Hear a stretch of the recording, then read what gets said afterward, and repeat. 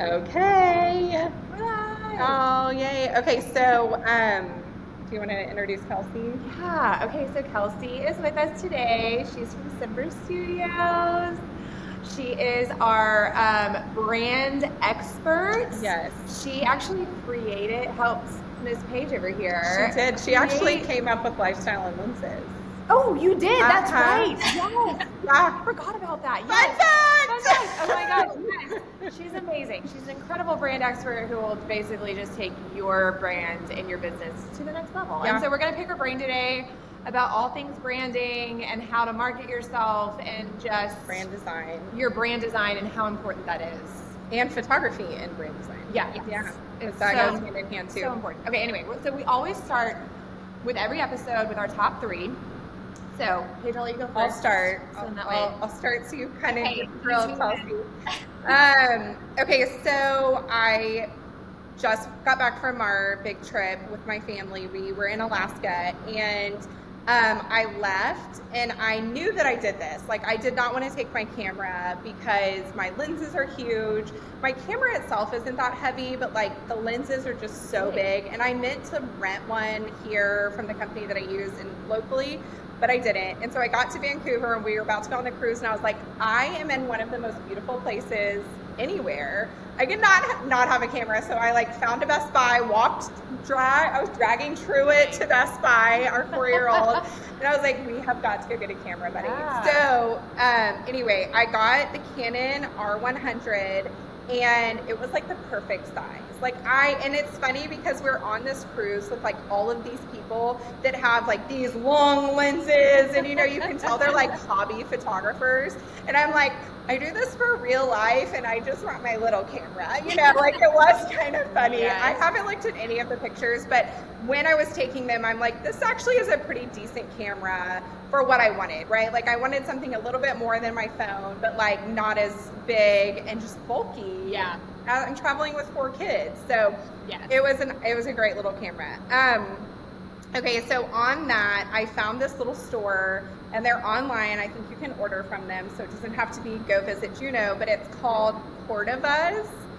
And it was like, I walked into this boutique, and I was like, oh my gosh, this is like my place. Amazing. Like it was like, I cannot believe that this place exists in Juneau, Alaska.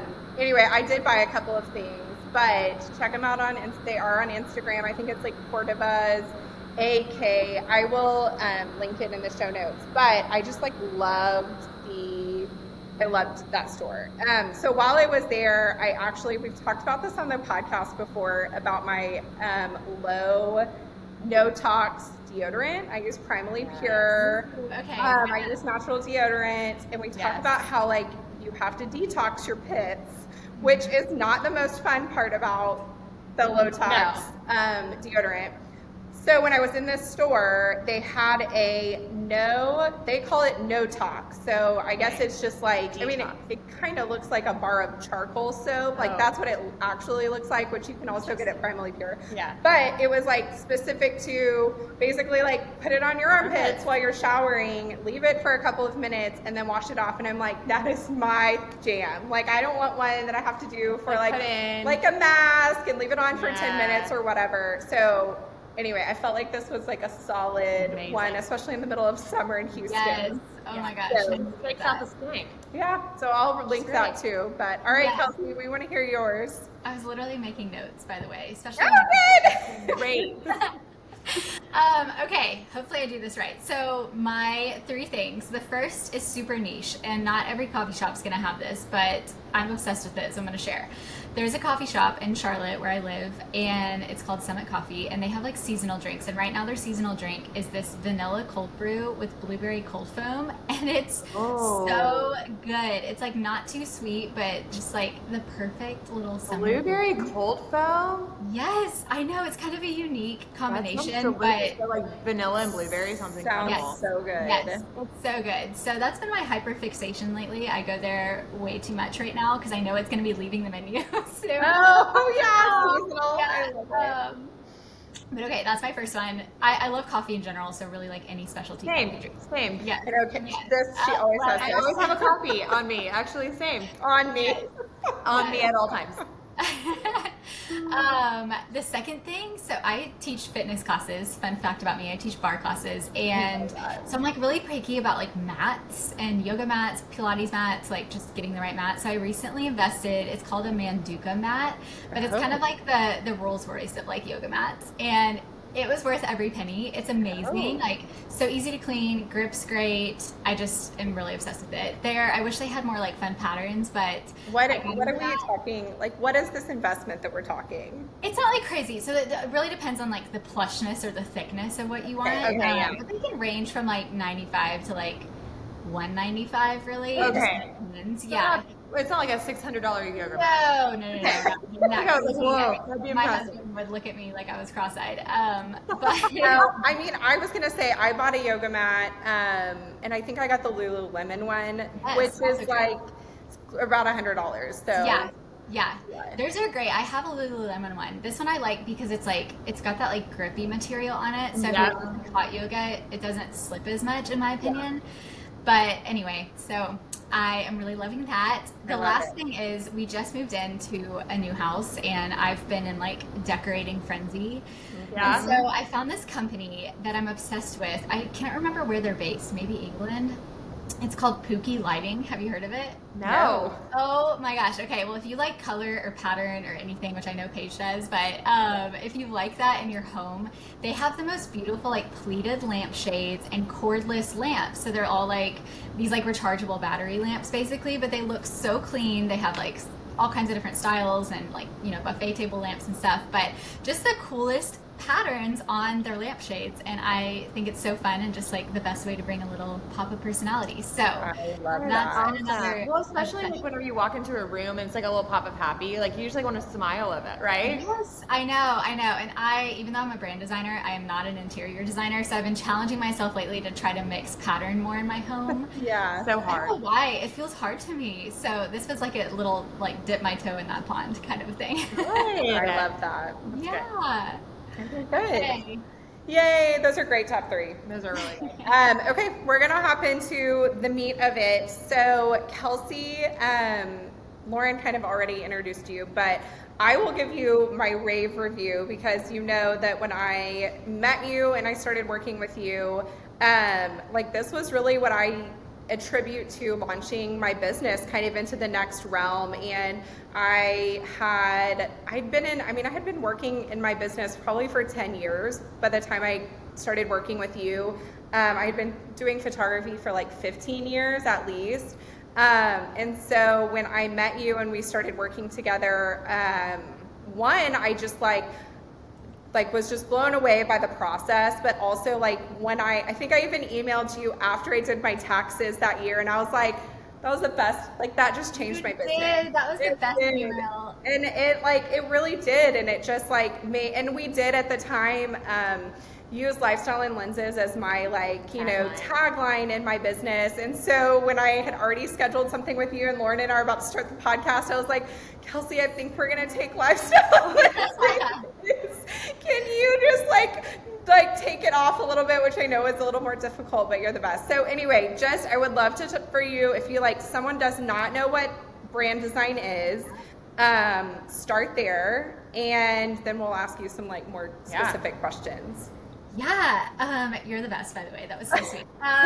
Okay, so brand design. Well, I'm going to start with branding in general because I think branding is much more overarching than people realize. Like most people, when you say my brand, I think their mind automatically goes to their logo specifically, which yes, is a part of the brand, but we like to look at branding more holistically. So in my mind, brand identity encompasses everything from your logo to your color palette, to your typography palette, to your brand photos, to brand patterns or textures, anything that kind of enhances it, illustrations, icons, even website and marketing copy is considered under that umbrella. So as brand designers, we help to shape this overarching kind of aesthetic, if you will, and how all of these different pieces can come together to create this full presentation and really put a business's best foot forward, so to speak. So it's almost like a puzzle, like every little piece kind of comes together to create this bigger picture. And so at our agency specifically, we're focusing on your logo development, typography palette, color palette,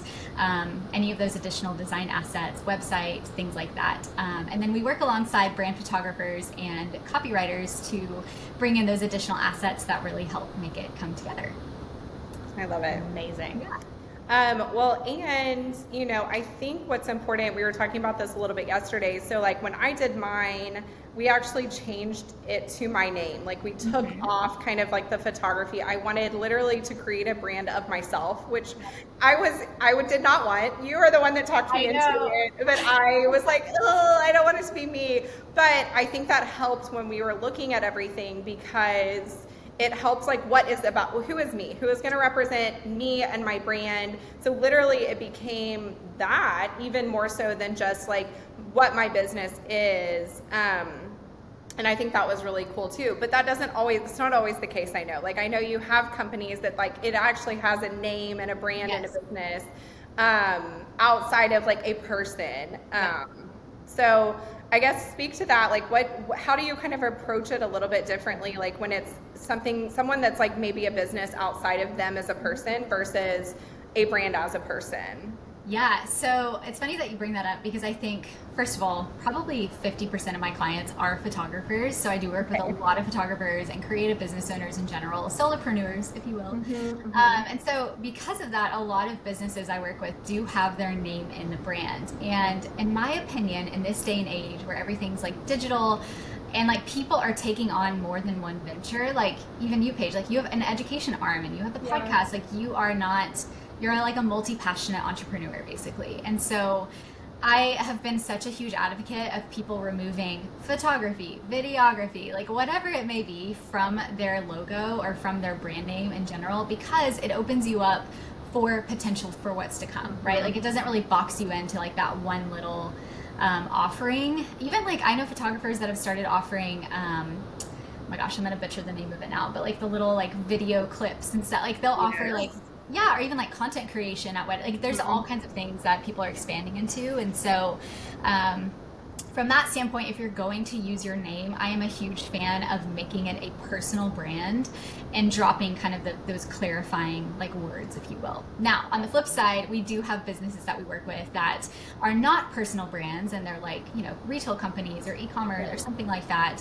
And so, the approach to those is a little bit different, even down to like what sort of logo marks are going to serve a digital business owner versus a physical product business owner. Those sort of things are different, and definitely something that we take into consideration in this kind of like strategy and development phase. So if we know you're going to offer like packaging design or something, you might need some specialty marks, even exported a certain way so that they can print properly.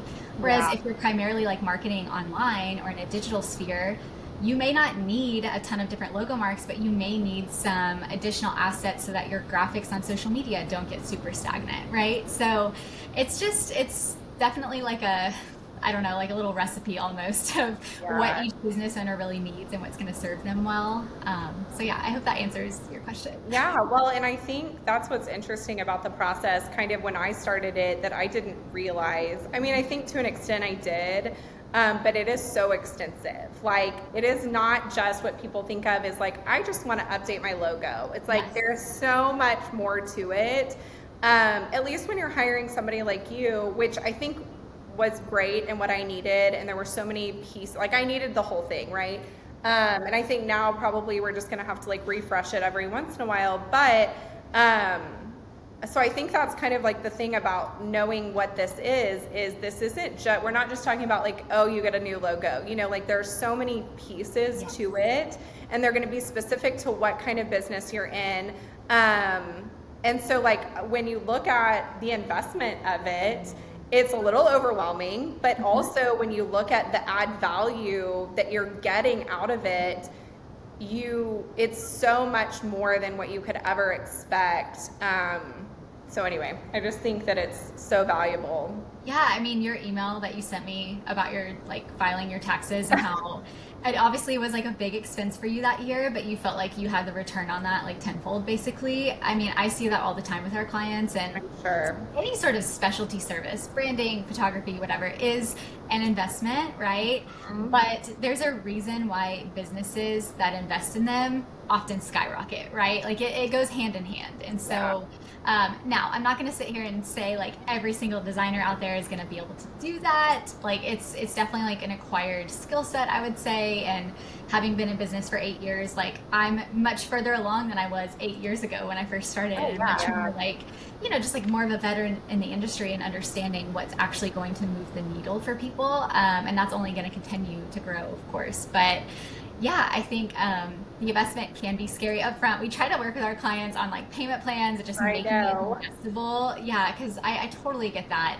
But I also am fully confident in how much branding can give our clients confidence, if that makes sense. That's really, at the end of the day, what you're investing in is a physical product from us, of course, but it's the confidence that comes with it to assert yourself in your space and like feel really good about the you know website you're putting out there and the packages you're presenting to clients, because you know it's polished and it looks well presented and it just kind of puts a professional foot forward. So Absolutely. Okay, so just like moving into kind of the photography side, obviously we know that has like a huge part of this and the visual aspect of all of this. So I guess start with like what you see as being kind of like why photography is important in it, and then I'd love to hear about, I know you've gone on a few shoots on site, which I think is so cool too. So yeah, so I am a huge proponent that brand designers and brand photographers should be working together. Like when you think about presenting this like puzzle, like I said earlier, the brand photography piece is just as crucial as the logo, as the colors. Like it really is in terms of presenting this like full picture for people. And so, I mean, you think about any of those like standout brands out there, like, I don't know why, I love Poppy, like the drink. And so that's what comes to mind. Their imagery is like so colorful and like it's so in line with their branding, and that makes people feel good. It makes them trust you. It makes them trust the product you're putting out or the service that you're putting out. And so when those two things align, I feel like visually speaking, everything looks so much more cohesive from top to bottom. And so, yeah, we've recently started offering creative direction for our projects. And essentially we work with our clients on putting together sort of like a brand shoot guide for their photographers that we know will ultimately support the branding that we're creating. And so whether that's giving them specific recommendations on like their headshots and working shots and what we call like vibe shots, product imagery, like giving them actual examples of that. We're also helping with things like prop lists and wardrobe suggestions, but that's something that they can then take to their photographer, or they can bring us on site, like you said, which is super fun. They can take that to their photographer, and obviously their photographer can then use that as inspo and throw in their own ideas. And it just, I feel like bringing two hits together is always better than one, obviously. And so we've seen how like fruitful that can be for our clients when we have both ends of the creative spectrum kind of walking hand in hand to help support like this rebrand or this refresh that they're going through. So yeah, I was gonna say being on site is so fun too, because we're able to, I was gonna say, and then too, like as a brand photographer too, like if you're building the website and you need like a horizontal or like a square box or whatever, that's so important for me to know too, to say like, okay, in our layout, when we're building this, you know, this website, then I know, like in the back of my mind, like, okay, I need to make sure I get, you know, horizontal, landscape, you know, vertical, square, you know, to fit in these different boxes, but several different ones. So then that way on the design side, you guys can take those images and place them into the different boxes to make sure that it looks really pretty, versus it being like, oh shoot, like I wish we would have gotten, you know, XYZ and we didn't, you know? So it's like from the photographer's perspective, you're like, oh, I wish I should have known that, you know, or I wish I would have known. And that's the thing about photography is you can't like, I mean, I guess you can kind of, but you can't really go back and create that shoot again. And so if you didn't get the image the first time, it's like, you've got to redo this whole thing. And so yeah, it's super helpful to be able to like work with a photographer in that way. Like I'm thinking back on a shoot that I attended a couple months ago.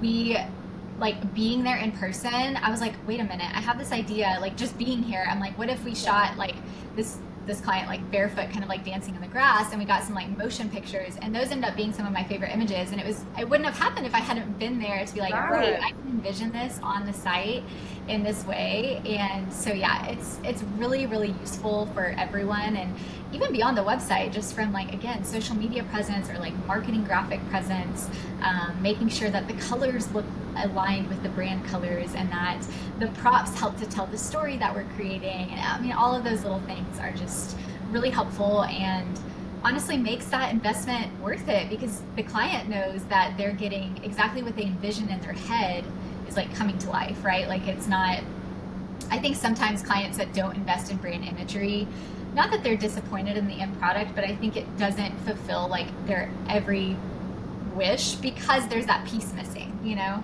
Yeah. And so having like both of these things done, you know, at the same time is really the best way, in my opinion, to make that big splash that most people are looking for when they rebrand. Right. Yeah. And whenever you, I guess as a brand designer, do you look at different photographers to see who would match your client the best? Right? So there are some photographers who are a little bit more dark and moody, who are more bright and airy, who are more, you know, editorial. And so when you're looking for that brand photographer to say like, okay, I probably wouldn't go with this one just because this is not necessarily your image. They would be great maybe for another client of mine that I have, you know, that kind of thing, right? So yeah. I don't know, our studio, we serve like a wide array of styles, which makes my job really fun, because we have the people that want like and need light and airy, and then we have the people that need the dark and moody and the editorial. And so yeah, we typically recommend photographers in their general area. Sometimes if like I can't really find someone, I'll recommend they travel, but we do provide photographer recommendations. And if we don't have specific photographers, if they're like, you know, I really want to work with so-and-so, then we do provide like, not edit direction, but more so just like, consider this like lighting wise and like location wise and things like that. So yeah, I would definitely recommend to anybody going through a rebrand, like your family photographer may not be the person you need for your brand photography, and vice versa. Like it's just, I think there are different photographers for different moments, basically. Yeah. So yeah. Oh, I love that. Okay, so here's another question. Sorry, I'm like, my brain is just like going a mile a minute. Like, oh my gosh, that's so many questions. So as a, like, if I am your client, so, and I am trying to represent myself to my clients, if I'm doing this huge rebrand shift, what are my clients, like whenever you said like you kind of, it like took off to another level, whenever, like, can you kind of explain like what that means? Like what would I be like looking for in that, like after I've created my brand, what does that kind of takeoff look like? Yeah, I mean, I think it's different for everyone. Some business owners, when they rebrand, it's because they're shifting their audience, and so that can be a much more like hard pivot for people, I think. And it's kind of a way, like we always say, rebranding, the best times to rebrand are when you think your business has grown, you're trying to upgrade your pricing or something like that, when your audience has shifted, your services have shifted, or if you find that your branding in the first place was too trendy for the moment, right? Like you went with like a super fun trend from 2019 and now it's just kind of like not the vibe, right?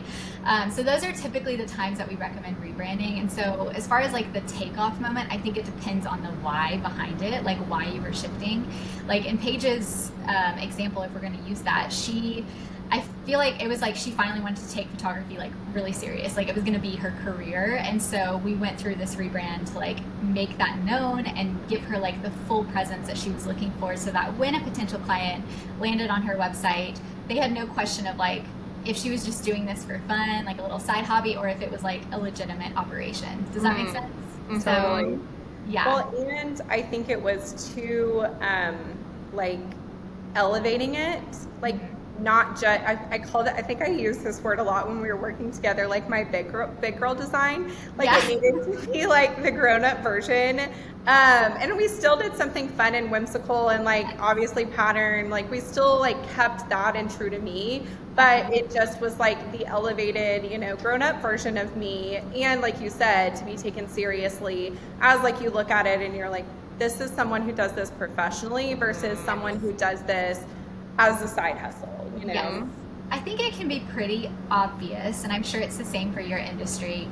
It's pretty transparent when somebody has like DIY'd their website or whatever. And I'm not saying anything against DIY. Like DIY is perfect for a lot of people in very specific seasons of business. Like if they're just starting, or if, you know, they decide that they just need a site to like showcase their galleries and they don't need any, like that's totally fine. DIYing is not a problem. However, there's something to be said specifically about websites, I would say, in having a professional do it, because my job is not just the pretty, but also the functionality of it, right? Yeah. Like making sure you don't have broken links and making sure a client isn't having to click through 5 different pages to find your contact form, and like just having insight into like what clients are looking for from a pricing standpoint, from a transparency standpoint, like answering FAQs before they have to reach out to you and ask themselves. Like there's just a lot within the customer journey that I think a professional designer is going to take into consideration that sometimes, whether, you know, due to time or just lack of knowledge, is often forgotten in a DIY site. And so that's part of the elevation too, is recognizing how your clients, when they land on your website, what that journey is like for them, and how easy it is for them to know what your work looks like, what it costs, what they need to know before they invest, and how to get in touch with you, basically.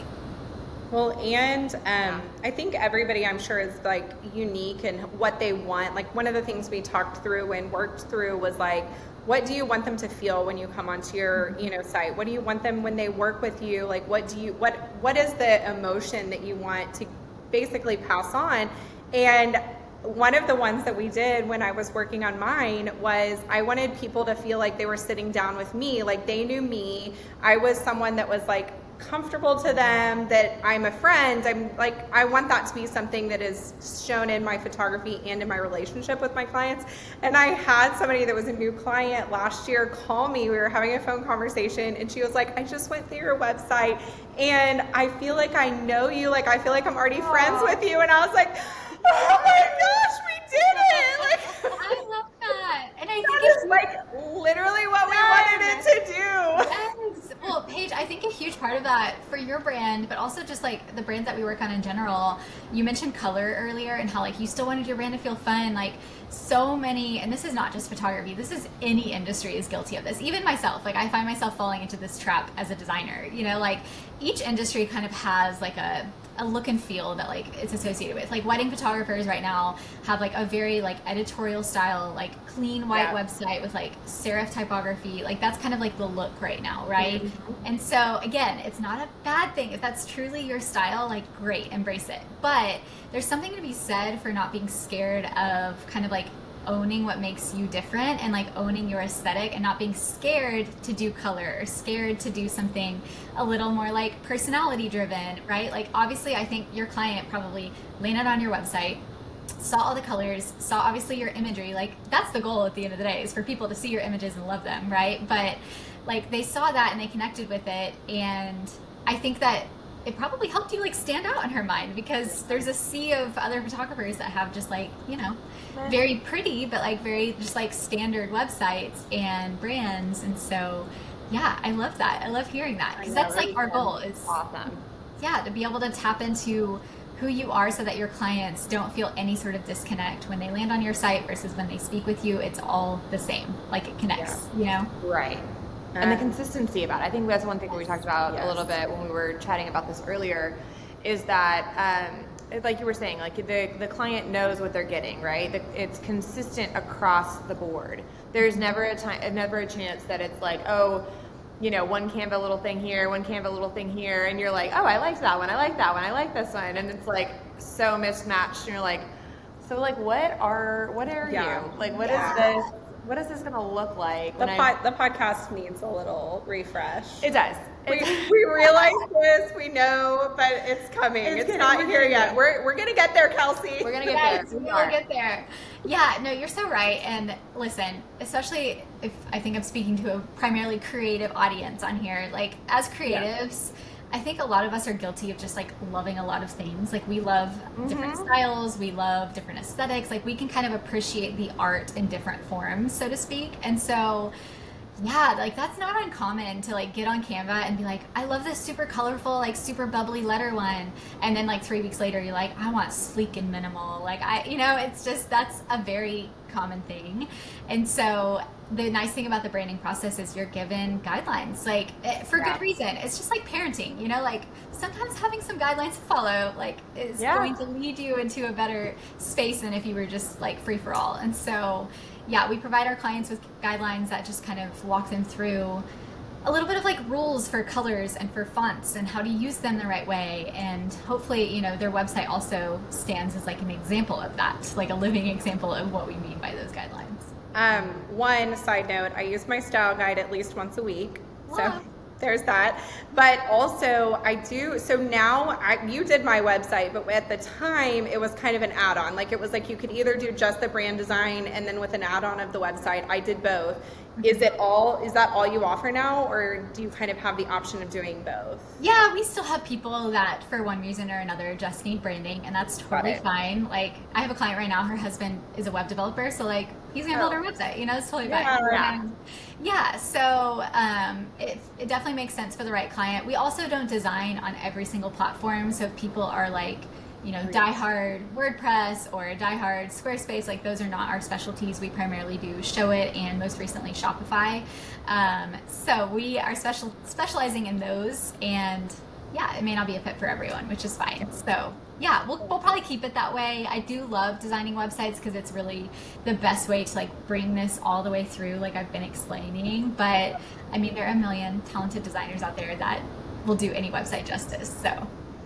Oh, I think doing the website is for sure. If you're going to do it, you should have it all. But I was just curious if that was like not something, if it was all encompassing now or not. But I agree. I think the doing all of it, and like we worked with a copyright, and like that was an incredible process too. I mean, she was like, and she's a friend of mine locally, and I think you've worked with her a couple of times on stuff. And now I'm sure this like AI world has gotten us like, and I don't know how we feel about that, but like she got my like voice so well that I could not believe. Like I would give her the information and we would talk through it. And I mean, so did y'all with the design and everything, but like the copy of it was just, that process was really like eye-opening how much, how talented people are, Yeah. Can I say something on the AI comment? Please do. Okay, so actually, this is one of our most like talked about highest rated topics is on AI. So please, love to hear AI design. First of all, I'm not like here to come against AI. I think AI, like all of the AI tools that we have at our fingertips are incredible and are going to make society like faster and more streamlined and all of that. Like I use AI all the time in my business. However, the fact that people are trying to use AI for design, I'm really struggling with for a number of reasons. And I think there's a lot of things that people don't think about when they're using AI for design. Number one is actual ownership of the work product. Like in our contract, when you finish your time with us, you have all rights to those designs. Like they are yours, they are fully yours, legally speaking. The files themselves are your ownership, your property. And that is not the case with AI. Like if you're designing a logo on Canva, you do not have the legal rights to use that logo. And so pause. That needs to be just like a mic drop moment. Yeah. You do not own it. Like, own it. Yeah. Like, and most people don't know that. You need to keep going, but like pause and make that known. Like that is huge. When you design, I'm just going to repeat what you just said. When you design a logo on Canva, you do not legally own the right to that design. No, you can use it, but you don't own the product. Yeah. Right. Which is in their terms and conditions, it's like hidden. But yeah, you don't actually own that design.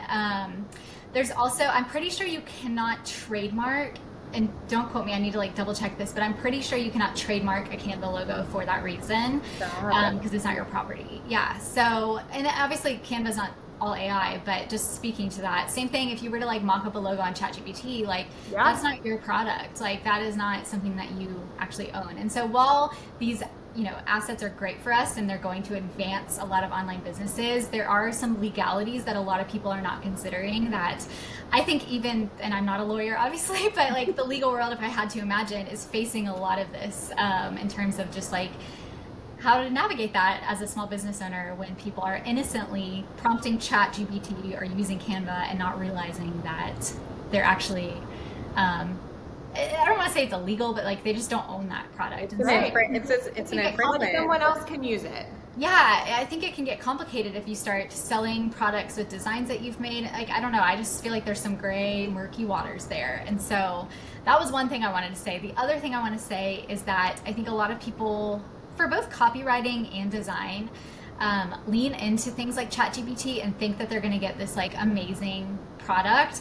The problem is a lot of people don't know how to prompt it. And so while like, there's this whole like AI is going to wipe out designers and it's like there's a human element of like what we do every day of like we get called mind readers a lot, I will say, of just like being able to take the like mismatched words and inspiration and all of that and bring something out of that I think AI is still playing catch up with. Like it's not to that like knowledge level yet of being able to use human interpretation.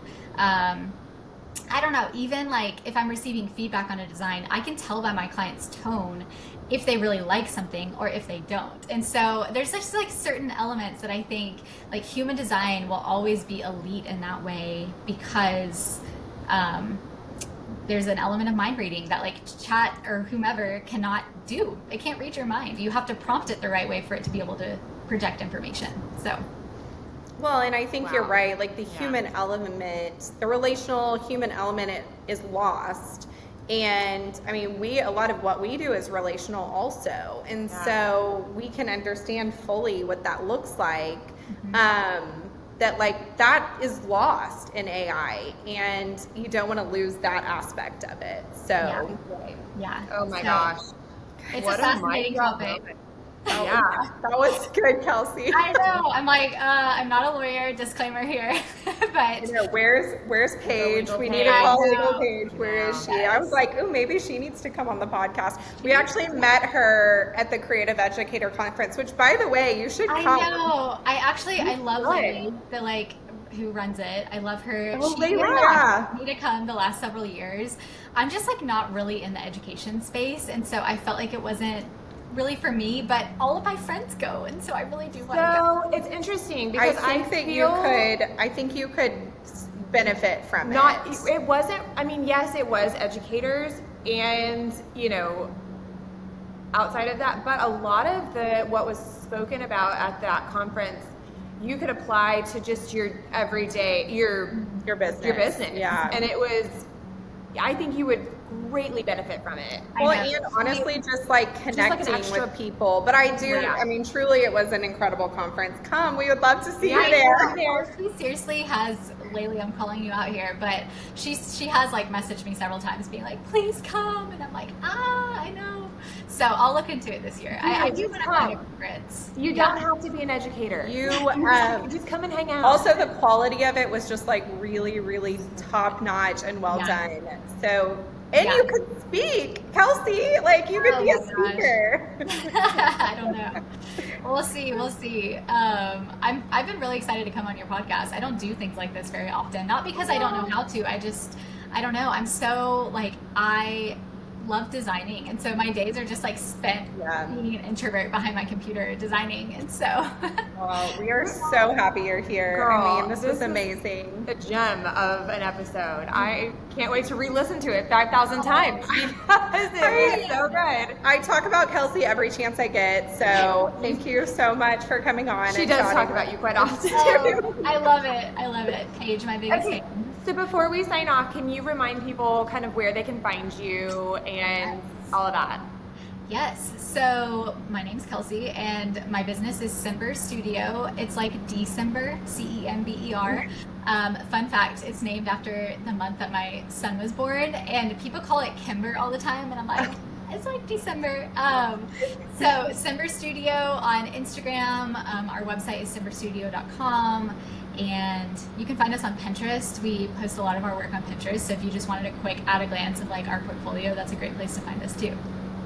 Awesome. It's amazing. Thank you so much Thanks, for Kelsey. coming on. This is Thank amazing. you guys so much. This is so fun. I can't wait to keep listening. Y'all are doing great work. I know podcasting can be so hard, but I just think it's awesome. So Thanks, Kelsey. All right, we'll talk to you later then. Thank you. Bye.